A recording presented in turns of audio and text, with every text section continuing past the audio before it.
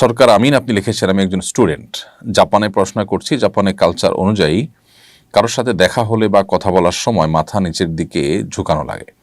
বিশেষ করে part time job করার সময় কাস্টমারের সাথে এভাবে কথা বলা বাধ্যতামূলক। মুসলিম হিসাবে আমাদের করণীয় কি? ভাই সরকার আমিন, প্রথম কথা হলো যে নবী করিম সাল্লাল্লাহু আলাইহি সাল্লাম থেকে সুস্পষ্টভাবে এই সম্পর্কে আমরা নির্দেশনা পাই। তিনি বলেছেন তোমরা সালাম দিবে কিন্তু মাথা নোয়াবে না। মাথা নোয়াতে তিনি নিষেধ করেছেন। এখন জাপানিজ এবং কোরিয়ানদের যে কালচার আছে, পৃথিবীর অনেক এলাকাতে আছে যে মানুষকে অভিবাদন জানাতে গেলে, শ্রদ্ধা জানাতে গিয়ে মাথা ঝুঁকিয়ে থাকেন। তো এইভাবে মাথা ঝুঁকানোকে মাকরু বলেছেন ওলামা একরাম। এর ফলে ঈমান চলে যাওয়া বা শিরক হয়ে যাওয়া বা বড় গুনাহ কাবিরা গুনাহ হওয়ার মতো কোনো ব্যাপার ঘটবে না, তবে একটি মাকরু বা অনুচিত একটি কাজ করা হবে।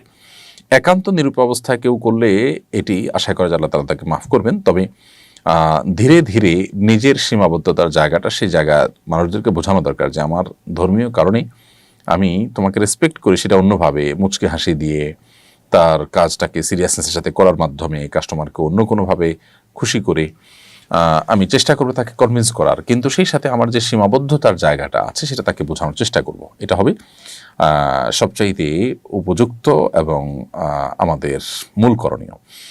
তার পাশাপাশি যদি এমন হয় যে আমি সেরকম একটা পরিবেশ পেতে সময় লাগবে, তাহলে আপাতত এটি আপনি করছেন, কিন্তু আপনি সেই সাথে এটাও জানেন যে হাদিসে এটি নিষেধ। তবে নিষেধাজ্ঞাটা হারাম বা শিরক পর্যায়ের না, এটা মাকরু পর্যায়ের। আমরা অনেক প্রবাসী ভাইদের কথা জানি জাপান বা কোরিয়ার, যারা তাদের সেখানকার মালিক বা উপরস্থ কর্তা ব্যক্তিদেরকে তারা বুঝিয়েছেন তাদের সীমাবদ্ধতার জায়গাটা। তো তারা অন্যভাবে একটু মাথা নোয়ান, একটু মাথা ঝোঁকান, কিন্তু অন্যদের মতো অতটা ভেঙে পড়েন না। এর মাধ্যমে তারা বোঝানোর চেষ্টা করেন যে আমরা আসলে ধর্মীয় কারণে তোমাকে আমি এটা করতে পারছি না, কিন্তু শ্রদ্ধায় কোনো কমতি নেই, শ্রদ্ধা প্রকাশের সকল পন্থা আমি অবলম্বন করছি।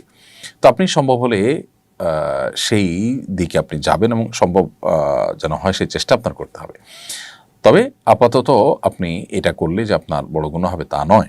প্রয়োজনে এ ধরনের জবের বাইরে আর কোন জব আছে যেখানে আপনাকে এরকম কাস্টমারের সাথে মাথা নুইয়ে আপনাকে শ্রদ্ধা জ্ঞাপন করতে হয় না? অফিস আদালতে নিজস্ব পরিসরে কলিগদেরকে বোঝায় নিলে তারা বুঝে যান এবং দেখা যায় যে তাদের সাথে সবসময় উঠা বসা হওয়ার ফলে আপনার সীমাবদ্ধ জায়গাটা বুঝবেন। কাস্টমার তো প্রতিদিন নিত্য নতুন আসেন, তাদেরকে বোঝানোটা এটা কঠিন হয়। তো খোলাসা কথা হলো এটি হারাম বা কবিরা গুনাহ না হলেও মাকরু হবে। অ্যাভয়েড করার বুদ্ধি এবং উপায় আমাদের বের করা উচিত। এই জন্যই আসলে অমুসলিম প্রধান দেশে বা ভূখণ্ডে থাকলে আমাদের দিনের অনেক বিষয়ে কম্প্রোমাইজ করতে হয় অনেক বেশি। আল্লাহ তাআলা আমাদেরকে হেদায়েতের উপরে, তাকওয়ার উপর টিকে থাকার তৌফিক দান করুন।